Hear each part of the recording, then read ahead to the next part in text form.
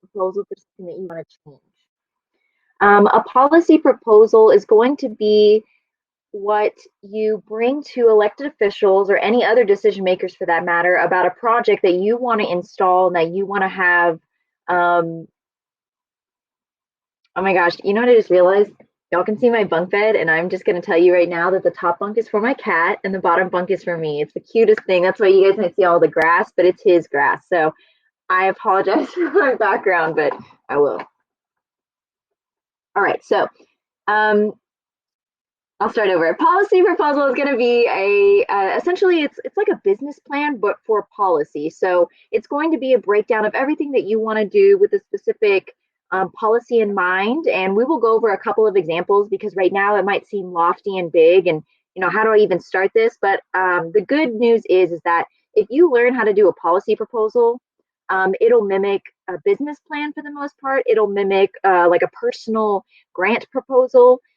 Once we give you guys the basic steps for how to make a proposal packet that includes a pitch, the formal proposal, and all the research that goes behind what you are doing, you will have easier likelihood to make any other type of proposal that you are interested in to really put yourself on a platform of advocating not only for yourself, but for whatever you're trying to get changed. So this is what today's agenda is going to look like. We are going to talk about policy recommendations and how to start them, and then we're going to go into the first steps of a policy proposal. So how to actually draft the pitch. What are the different pieces of a proposal that you would bring to an elected official to get something changed? So this is kind of an overview of where we like to take our recommendations. So last week I was actually working with high school girls on a Civics 101 course where we went over, or 2 weeks ago, a Civics 101 course where we went over who do you actually go to when you have these issues. So I always tell this funny story because I did it when I was 15. So I guess now that I'm getting close to a decade older, it's funny. But when I was 15, and this isn't the funny part, but a friend of mine was murdered in my hometown, 2 streets down, and I was really upset about it, and I wanted to make some change. I wanted to do something. So I started thinking about what was important to me about what had happened to my friend and how could I change it. That friend was killed with a gun, and so I started becoming very interested in gun control and violence prevention measures that could be done. So I went to my local congressperson, like I was told to do by my teacher. And at that time, I had not taken senior government. I was only a sophomore in high school, so I had no idea that there were different levels of congress people. I went and emailed incessantly my federal congressperson, which now I would have no shame in doing, but at that time, emailing them about a statewide measure to essentially bring this piece of gun control legislation that I was really interested to. And it finally took one of their staffers to email me and say, Brooke, I don't think you're reaching out to the right person. Let me help you get a better idea of where to go and who to talk to. To this day, I'm a little bit embarrassed about all the things I was trying to talk about with this person because I had no idea that there were even different levels of Congress people. But looking back, it was a critical moment for me to help everyone else realize that we have different levels of governance. And while any of these issues that you guys might have or policy proposals can technically be brought to any level of government, depending on what you're trying to approach, there are sometimes best avenues to be able to affect change, sometimes in a smaller fashion and then expanding out. And we'll actually talk about a specific example here in Dallas, Texas, for those of you guys that are across the country, that high school students are actually accomplishing. And they started off with a high school proposal, then it turned into a district-wide proposal, and now we're looking to expand it to a statewide proposal. So we'll give that example, and they are very excited. But this is a very brief rundown of what we tend to look at on the local level. Now, you might have issues that might end up being a statewide or a national level issue. Sometimes it really helps to start to build up your passion for these issues in a community and then bring that evidence of what you have done in your community to the statewide or federal legislatures and say, look what we did in my community. We can do this and we can make it even bigger. So I only listed local level things, but of course, statewide and federal level issues can pretty much encompass all of these items, and they can be done after we've approached a local level. So Countywide, you're going to be focusing on your health and wellness services.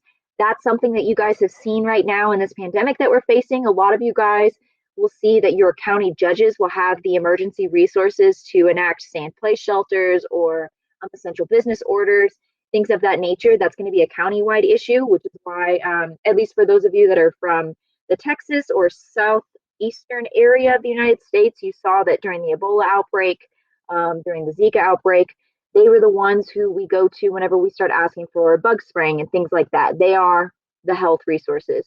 They also focus on programming that's funded across the county. So a lot of elections programming that has to be funded by the county will be taken up with your county level governance. Municipal is going to be more about city ordinance, like planning and zoning. You're going to be focusing on more specific things like potholes in your community, or streets that might not be aligned, or sanitary services that need to be fixed. There are also going to be smaller scale development projects that can be expanded on a bigger level. And then, of course, school board is very, very specific and narrow, and it focuses on education policies and resources for students, or protective measures for students. When I first originally came up with this presentation, we were talking about gun safety in schools, and it was just after, I believe, the shooting in El Paso when we started talking about who do we even go to start working on these issues that we're facing. And some of the things we realized as a team when we were talking about what to do was to approach school boards first, because they might be able to enact something across the local level that we can mimic on the state level in terms of gun violence prevention. So, jumping into policy recommendations, how do we actually go to those people that we've now identified based on what level we're interested in, and how do we convince them that what we want to do is worthwhile for themselves and worthwhile for the constituents that we're reaching out to? So I will give this time for you guys to be able to drop into the chat, so that way you don't have to figure out how to turn on the video if that's even available. So in the chat, for the next couple of minutes, while I'm talking about the first steps in a policy proposal, I would really like for you guys to talk about how we accomplish these goals. So how do we want to affect policy change, and what kind of policy changes are we wanting to see? So in the chat box, if you could, write down a lot of different ideas that you guys have, and we'll try to address what level of government we need to go to in order to accomplish our policy goal. So drop those in. I will give you guys like a full minute, and we can look at my awesome cat bunk bed. There are so many people typing. It's exciting. I know. The anticipation.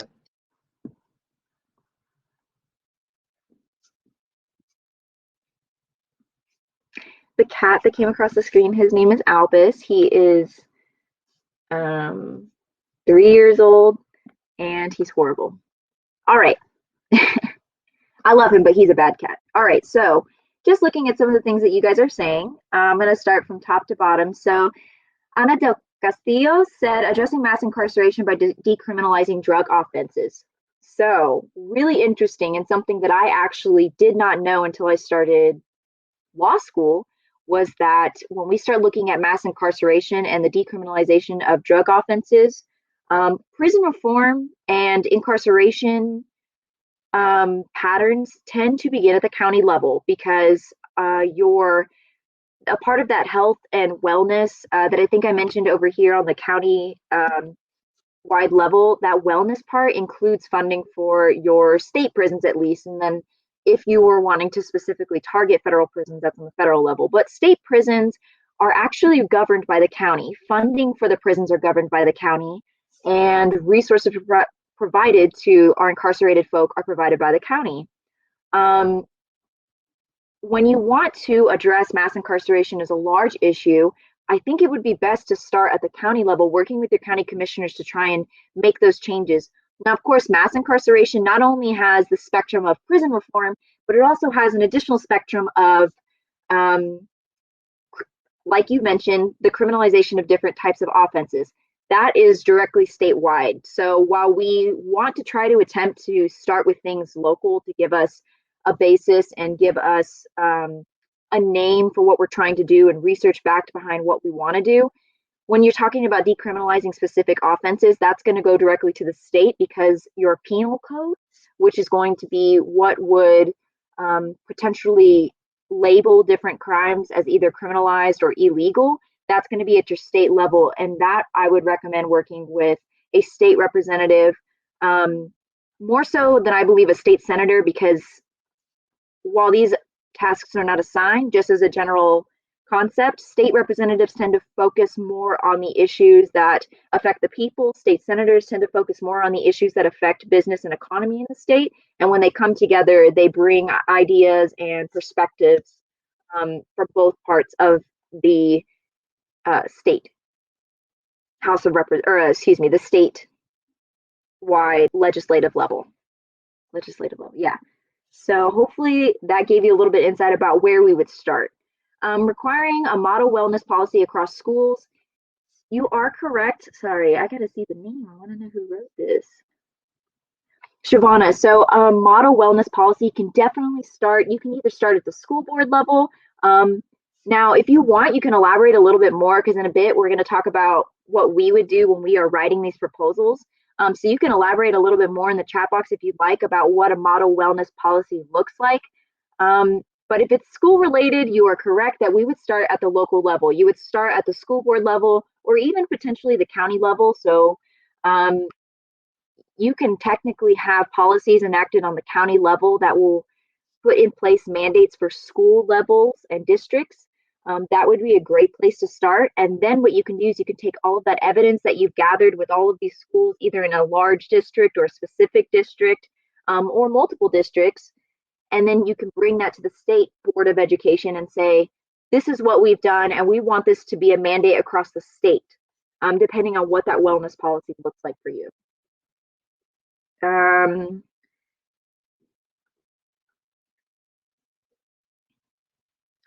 Cecilia, you said brainstorm ideas with others and start the dialogue to open up spaces for others to share their views and opinions on the matter. If you want to elaborate a little bit more, I could give you more information. To me, what it sounds like, and I might be incorrect, so please correct me, but it sounds like you're wanting kind of a platform for folks to be able to share their opinions with others, maybe political opinions, maybe even share these opinions with elected officials if that's what you're looking for. That's something that you could actually do without having to go through an elected official. So for policy proposals, we're really focused on how we can get an elected official or an appointed official or a decision maker to do what we want them to do. With this recommendation, that is something that you can do outside of the officials. But again, I will wait for a little bit more information so that I can give you a better idea of what you're looking at. Fiona, you said funding schools not based on nearby property taxes. That is actually a statewide issue. That's going to be a statewide tax issue. Each state, and Fiona, I don't know what state you come from or where you're currently at right now, because you might be somewhere else if our pandemic wasn't affecting us all. But funding for schools is generally governed by the state tax code or a state educational committee, which is a statewide legislative issue. So let me break it down briefly. I say that for everything. The school board identifies what the budget is going to be, whether they want to elect a bond project, things like that. The statewide level handles how funds are going to be dispersed based from taxes for educational programs. So state legislature decides what are we going to do with the taxes and what percentage of the taxes that we get from property taxes will be given to other or will be dispersed among the school districts. If you want to change that and change that tax platform from maybe instead of coming from property taxes or being decided by property taxes, changing the laws so that it's decided from a different form of funding or it's decided in a different way. So let's say you still want funding to come from the tax source, but you want it to be spread apart, or like you mentioned, not based on property tax valuations. That's something you would do at the statewide level with a state education committee or a state tax committee. But then again, on the local level, just know that each individual school district determines how its budget is going to be laid out. So that is something to keep in mind when we talk about funding. Sometimes it's going to be a two-step process to be able to enact some change in that fashion. Okay, so Oh, Cecilia. Okay, so you mentioned also an example of the need to hire or train more than one sexual assault advocate on a campus. If you are talking about, and then Nyla, you also mentioned funding educational opportunity programs. We see holistic health. Oh, okay, so the wellness policies that Shavana was talking about earlier focused on holistic health, food health, mental health, physical health, and a policy that requires support in these areas. Fiona said that she has a really aggressive tax policy for funding schools. And Annie or Ani, I apologize if I said it incorrectly, you are looking to change more funding at schools and universities for programs and professionals to assist students who are differently abled. I love it. Um, okay, so um, these are different things that we can do, or different things that you guys have mentioned that are important too that you want to approach. If you want to keep putting in different ideas into this chat box as we go, that would be a great idea, because at the end, what I want to do is I want to help facilitate you guys at least start writing the first portions of your policy proposal. So that way, if there's a project already on your mind that you want to get started and you want to start changing, I can actually help you with those first steps into doing that. So that way you can take exactly what we learned today and run with it by tomorrow. And I'll give you guys a couple of examples of things that I know I personally have worked on, but that I've also seen, like I mentioned earlier, in that Dallas, Texas community. So please move along. Yes. All right. So one of the first steps in policy proposals is going to be found in two different documents. We're going to have the policy proposal itself, but then we're also going to have what we call our pitch. And yep, these are the two documents. I can't. Please sit down. These are the two documents that are going to be most important and central to your project. So as you continue along, there will be more things that transpire and grow. So you might end up producing a budget, or what we call a skeleton budget, where you're giving an example of how much a program that you want to install may cost those elected officials. You might end up writing protocols or policy that would actually be put into a legal context for something that you want to change. But these two documents should never change. These two documents, your pitch and your proposal, are going to be kind of the core of your issue. And if somebody were to pick up tomorrow and say, look, I really like what you're doing, I want to help you, these are the two documents you're going to refer to them immediately, because it gives them the humanized conversational starter piece, and then it gives them the ever continuing and growing document that houses all of your research, your critical talking points, things like that. So the difference between the two, and you guys can see them on the screen, and if you can't, I'll share some of the important pieces. The first thing that you want to create is your pitch. This is going to be in a summary of your entire project that you want to enact through your policy proposal. So for example, and I'll use this example throughout, here in Dallas ISD, there was a group of high school students who were actually in an Ignite chapter at Skyline High School, and they said that they were unhappy with the fact that there were no menstrual hygiene products in their restrooms. Not only were they not there, but when they brought it to the school about trying to get it introduced into their restrooms, they were told that it was going to cost them money.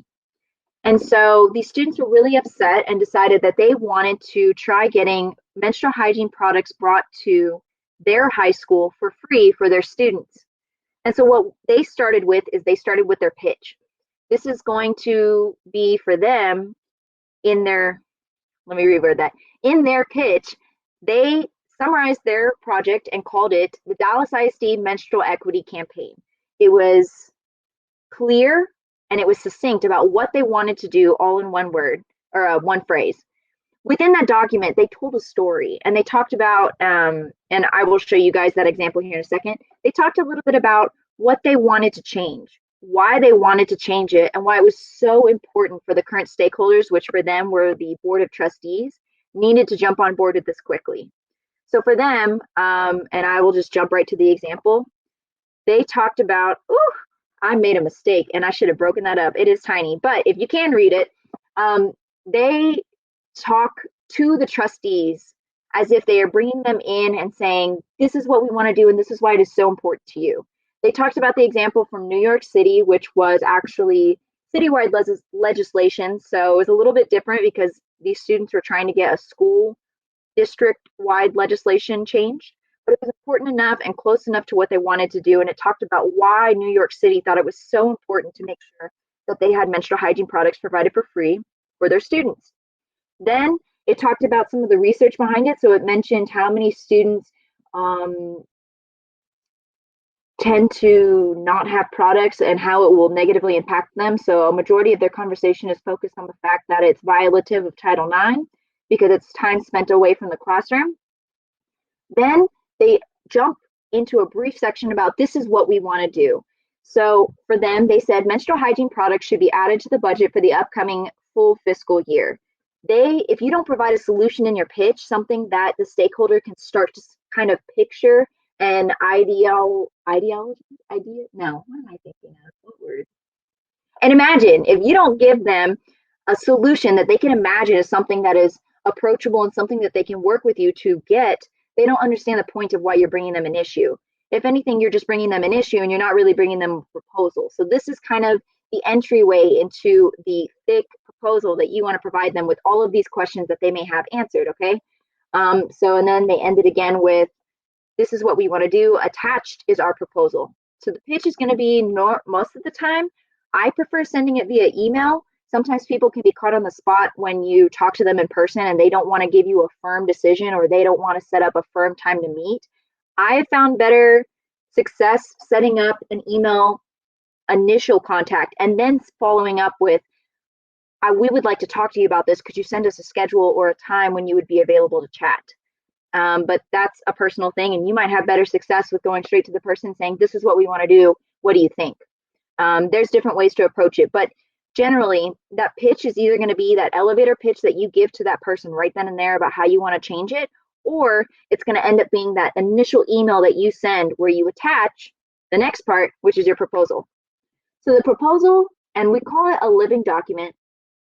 Wow, that sentence didn't make sense. The proposal, as listed here, is a living document. It is something that is going to be continuing to grow and continuing to formulate as you begin to do research, as you begin to tackle different obstacles that you have personally faced with this project, and as you begin to learn more about how you actually want to affect this change.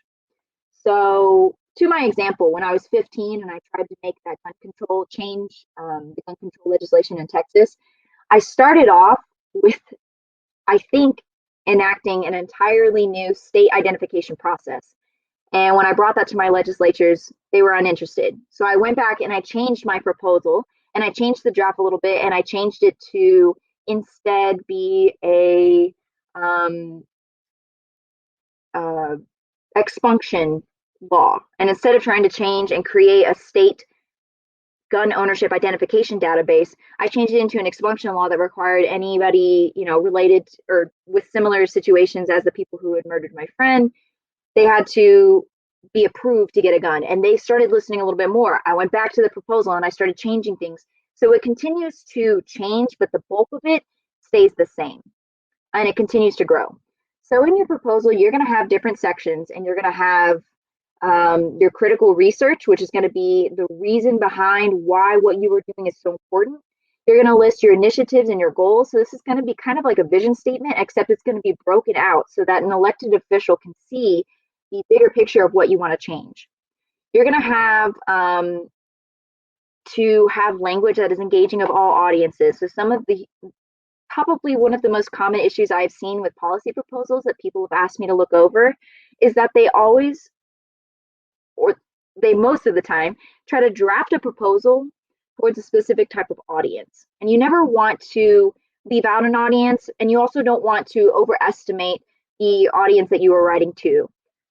For example, if you are creating a policy that is very much focused on, menstrual equity, and you start talking about things that might not be commonly understood, like the term menstruators is technically inclusive of all genders who menstruate, that's something that you're going to need to explain in your policy proposal.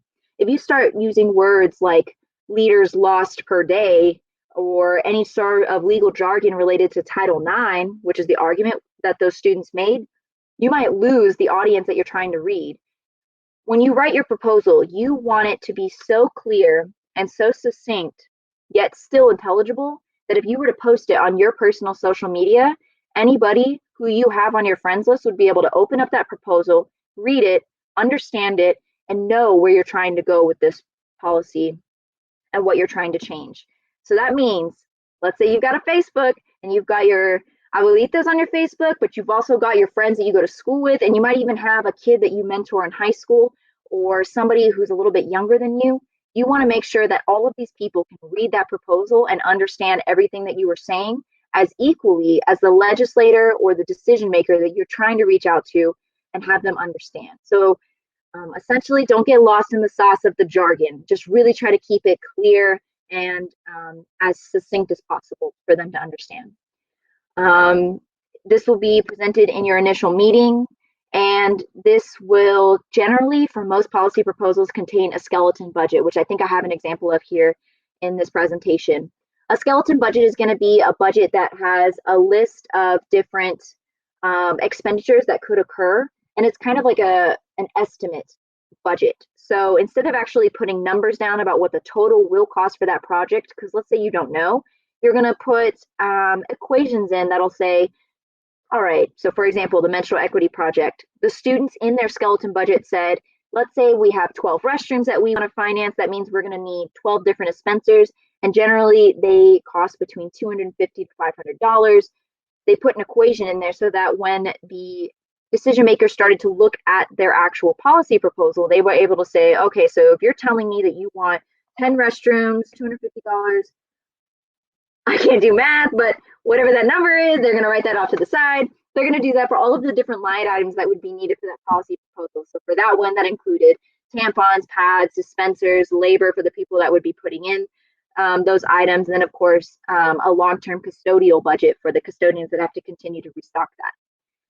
That being said, the skeleton budgets are great to give you an idea of how much it will cost, and it really puts a lot of, or it lifts a lot of weight off the shoulders of the decision makers to have an idea of what you plan to do. So I showed you guys the pitch, and of course at the end of this, I am more than willing to send you guys these example pitches and to let you guys use it freely just so you have an idea of how it looks.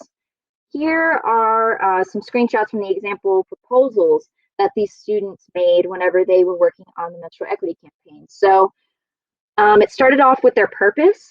That's going to be their overall goal with the project. They had their mission statements. It's not a single mission statement for the most part if you're trying to enact a policy, because there are a lot of different factors that go into one singular policy that may be benefited by you enacting that policy. So for these students, they mentioned things like it would bring the school in accordance with Title IX, which is a federal statute requiring the equalization of facilities among the genders. That would serve the needs of the low-income students because they have a large majority of low-income menstruators who might not be able to afford these products that they were trying to get. It would maintain the physical well-being of the students because, as some of you guys know that are on this call, menstruators can suffer a lot of different physical ailments if they do not tend to their menstrual cycle, or if they do not have the products to properly tend to it. So for example, they MacGyver products, or they try to make products last as long as possible and it's not healthy. There were a lot of different reasons that these students enacted this proposal. You would do the exact same thing. So you're going to want to put as many of the different reasons why this policy proposal is going to be beneficial as you can right in the beginning, because it'll catch the audience that you're trying to engage, which is going to be the decision makers. The next picture is going to be an example of the skeleton budget. So it's a little bit teeny weeny, but it gives you an example of the equation. So they highlighted the estimated cost when they were presenting this to the trustees, as well as when they presented it to administrators. As you guys see underneath the equations, they also did all of the legwork and kind of listed out where they wanted these products to be put. And a really positive, great thing that they did whenever you make a skeleton budget is to include links to some of the products or some of the items that might need to be purchased in order to make this work. It allows the decision makers to immediately already have that information that they're going to need to have. It gives them an idea of the real life costs of these products that you're trying to propose Or for example, if you're not trying to propose a product, but there's a program that you want to initiate or a new law that you want to initiate and you want to show them the benefit of what that program can do, putting links to real life examples will also really strengthen your argument. And then this was just an example. They have a really long research portion where they talk about all the different research that they put into why having these menstrual hygiene products would be so beneficial to the district. The third picture is going to be an example of one of those little research paragraphs that they put. So right after your purpose and your mission, there's going to be the research portion. And that is a short, quick example of why it's so important to have these products, at least for them in their high school. You will do the same thing. You will put research about why it's so important. You might even have a historical section. So for example, I see that somebody mentioned voting rights for non-citizens or undocumented community. That could be an example of where you lay out the history of the Voting Rights Amendment so that your decision makers don't have to do that research and their staffers don't have to do that research. You just automatically give it to them, and they're more likely to rely on what you've given to them than to have to go and do it themselves. Sorry, trying to figure out how to change the slide. Okay, now I want to help you guys, and I really want to spend the rest of the time helping you guys draft pitches and draft proposals, or maybe just a purpose statement to your proposal. See what we can do to help you guys start to further the things that you want to change. So I'm going to go through the list of the things that you guys mentioned while I was chatting, and then we're going to go through some of the steps, the actual physical written down steps of those examples of the proposals that I gave you guys, to be able to help you start to craft your proposal here today. That way you can leave this webinar and immediately bring it to your stakeholder, bring it to somebody else to review it, so you can start to get the ball rolling on some of these projects that you have.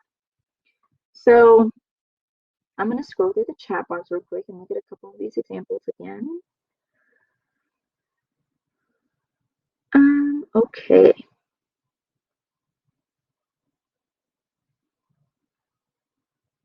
But you know what? What I would actually like is for everyone who's on the call, if you can, to be able to list in order, not in order, y'all don't have an order. If everyone who's on the call right now could put in the chat box what they want to make a policy proposal for, and we can start to work together on some of the examples that you guys are putting in here and start to talk about the steps that you would need to enact these different policy proposals by using the steps that I have listed here. So we'll work together on the policy proposals and try to get some of them done. So I see that you guys are typing, so I'll let you guys type for a couple of minutes.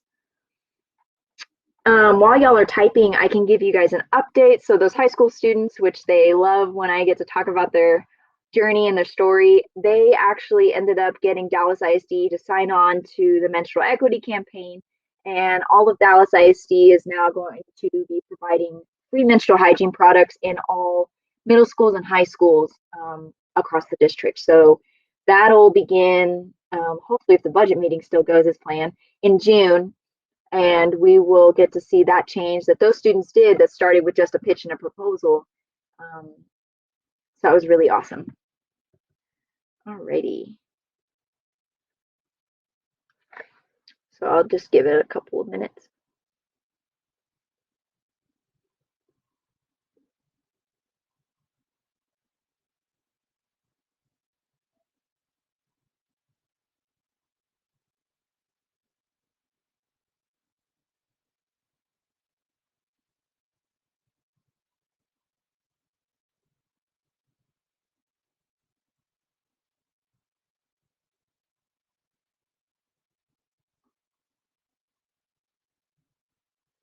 So then, again, for those of you that are just now hitting the listen button on your device, if you guys are interested, you guys can list what your policy proposal will be here in the chat box, and we can talk about some of the steps that it would take for you guys to actually get these proposals off the ground.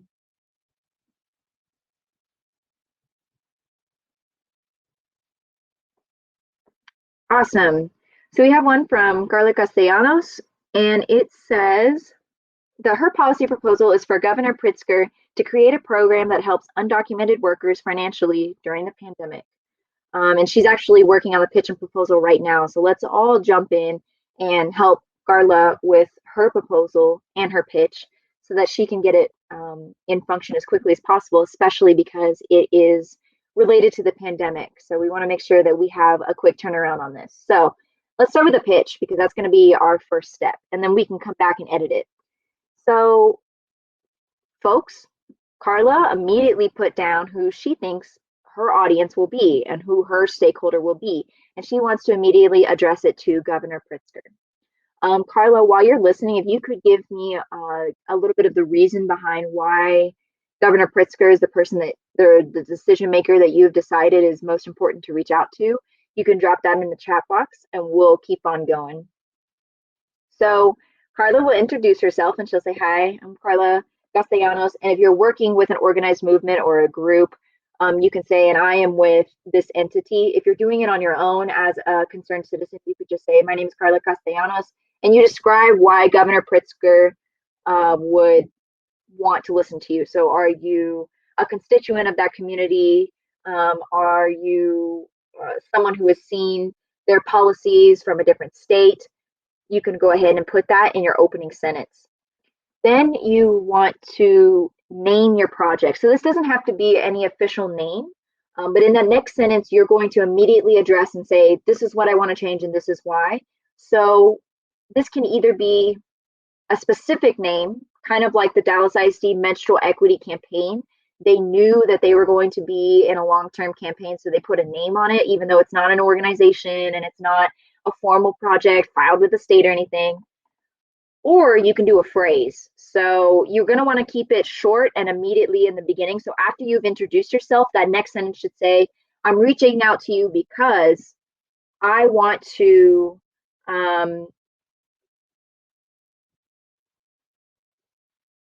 yes, perfect. Okay, sorry, I get caught up in the sauce of the chats. So back to introducing yourself and your organized movement. Fiona brings up a great point. So not only address why Governor Pritzker is going to be your stakeholder, so, you know, because I am a constituent in your community, but she also addresses a little bit of the qualifications. So you don't want to list your whole resume, but just like she gave in this example, she says, for the example of the menstrual equity product, she would say, and I am a high schooler and this not having products impacts me. That's something that you can do as well, Carla, only if you feel comfortable, of course, because I know we're talking about the undocumented community, and that is a very touchy subject to publicly align yourself with, of course, not as an ally, but as someone who might belong to that community. So if you could, and if you feel confident doing that, that would be a great example of why you are qualified to talk about this. Or maybe it's somebody that's close to you. You don't want to name by name, but it's, you say it, and I have family members who are part of the undocumented community or something like that. That does bring a little bit of spice to your argument because it adds immediately your qualification. Not only am I your constituent, so that's why you should listen to me because I elected you, but I also have some expertise on this topic. That is a great example, Fiona. So then, like we were talking about, naming your project. So like I said, it'll be a specific name, Dallas ISD Menstrual Equity Campaign. There it is.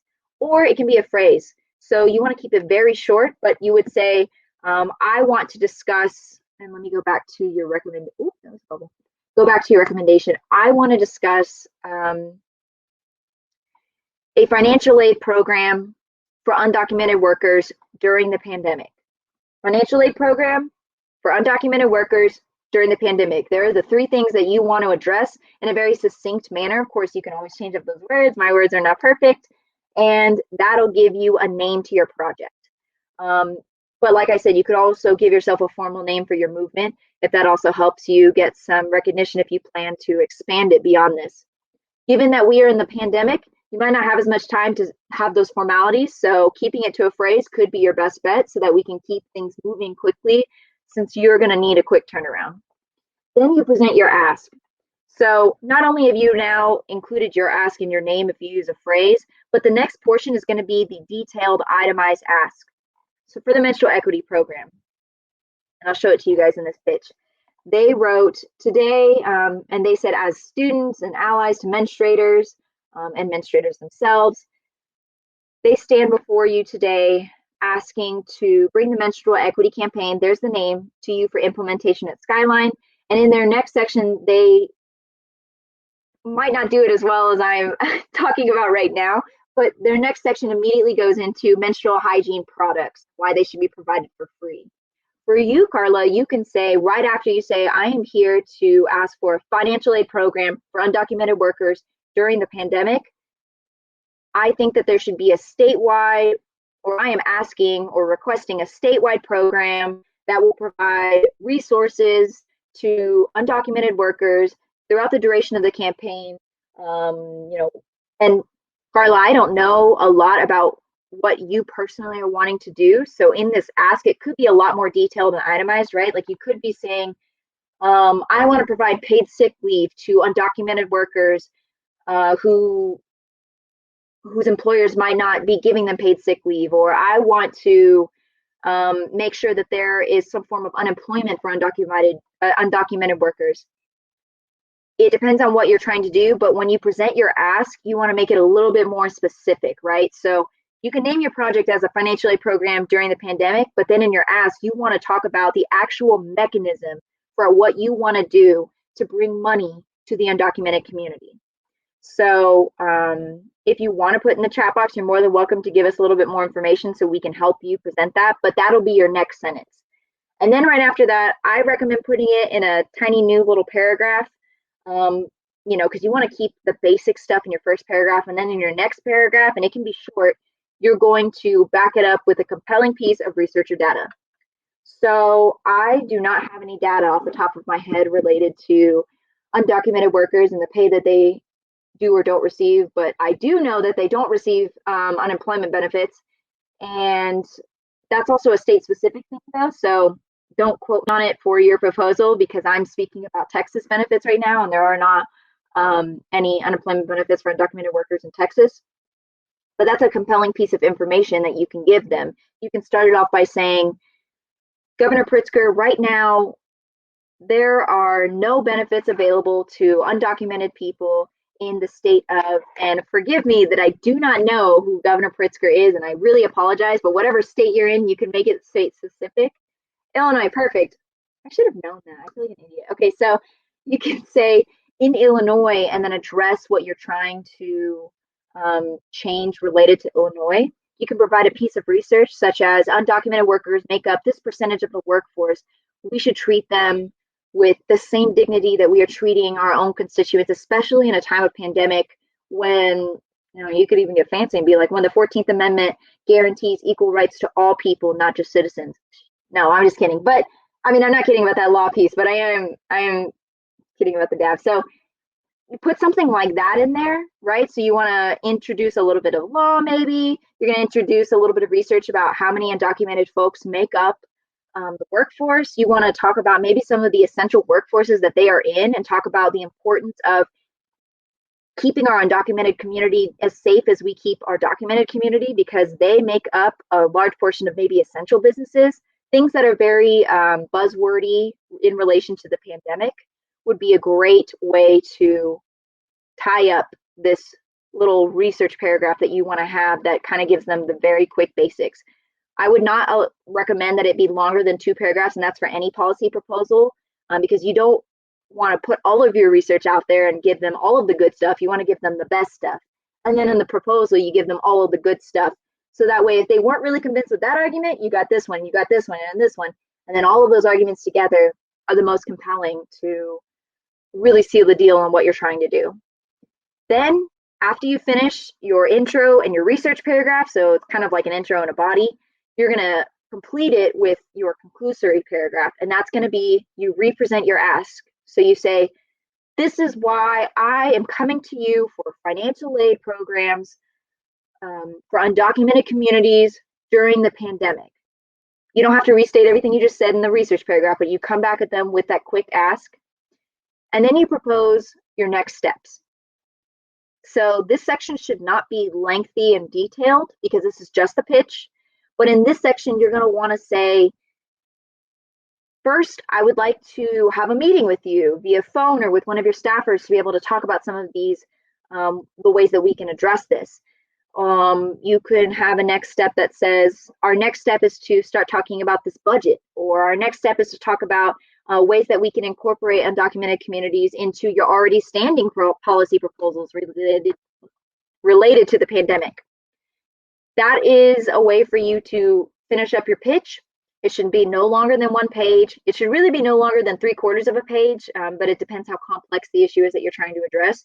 This is not a very, I don't want to say it's not a complex issue, because of course it is, but it's not intricate. It doesn't have a lot of different facets.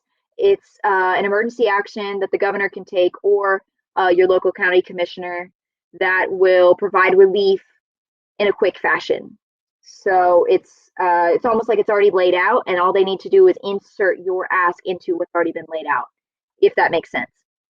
So that's your pitch. Your proposal, which is our next step, is going to need to be a lot shorter than normal proposals, because you have a quick turnaround. You need to get this done as quickly as possible, because what use would a proposal be if you don't get it done for the next 5 months?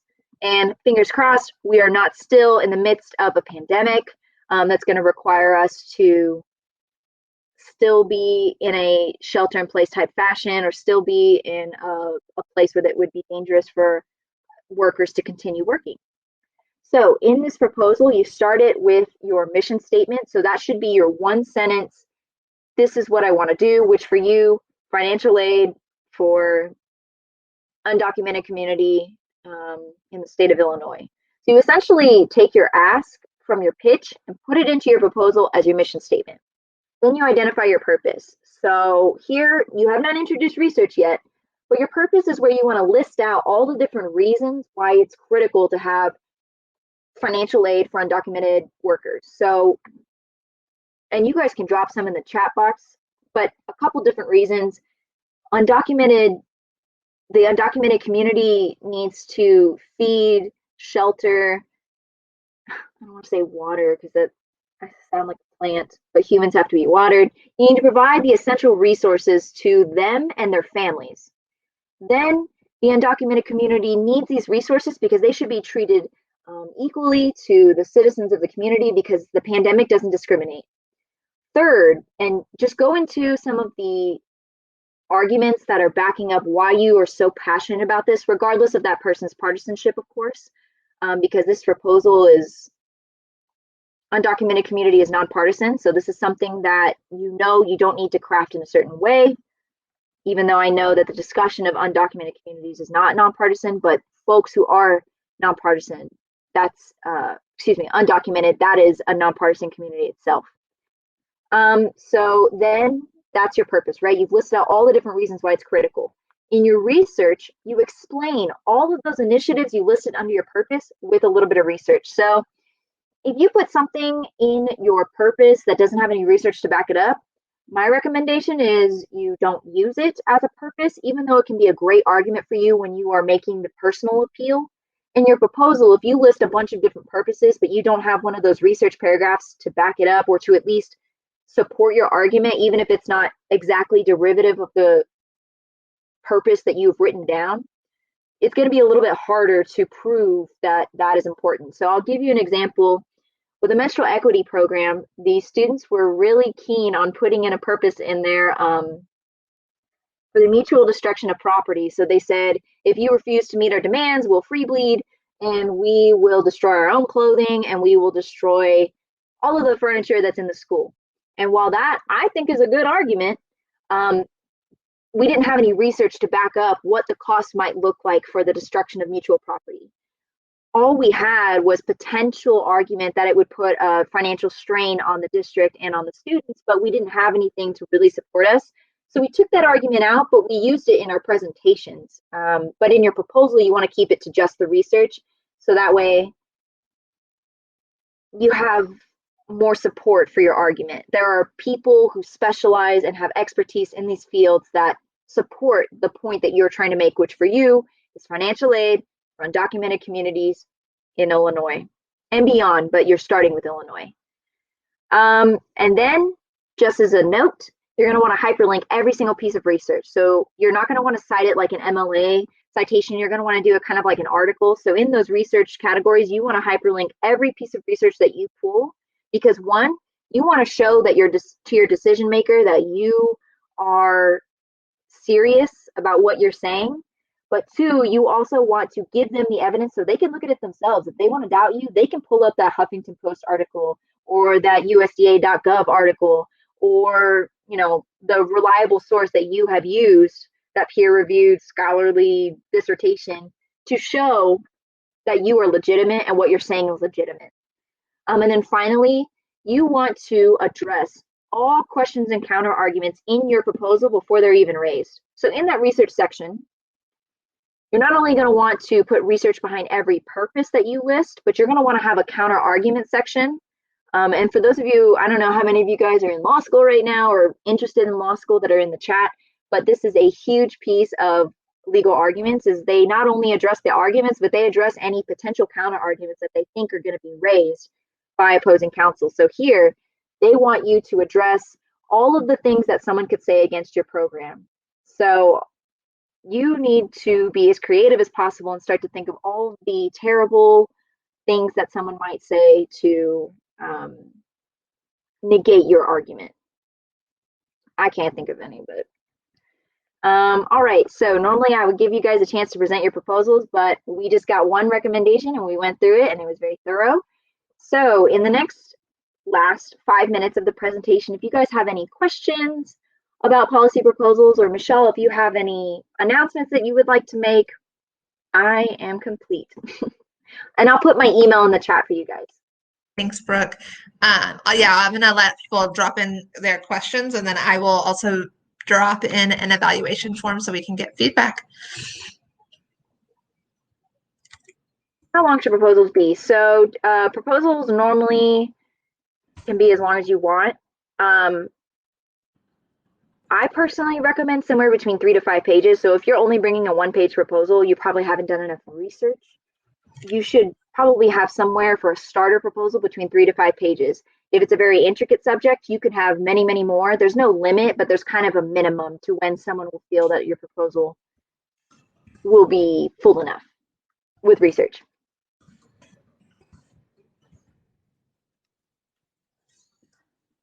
Sorry, I muddied up the chat box. I dropped in the Google form. If you would like to provide feedback for us or share ideas for future topics, please do.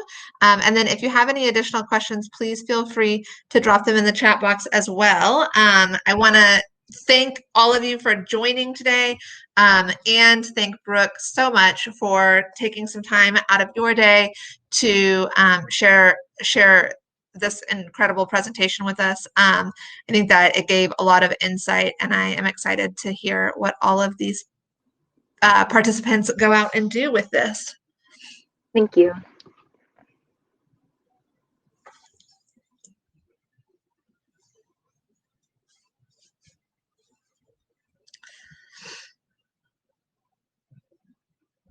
And if you don't have any questions, you are free to head out.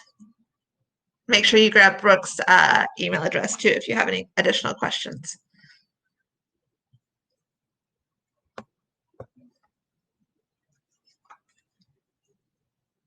Awesome.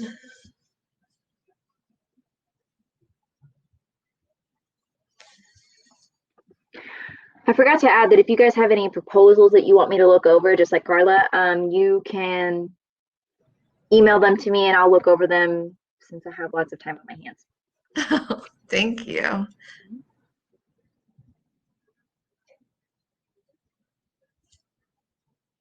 right.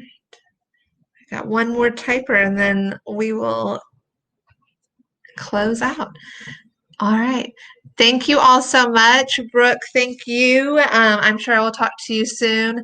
Y'all all have a wonderful evening. Stay safe, and we will see you at our upcoming webinars. Bye.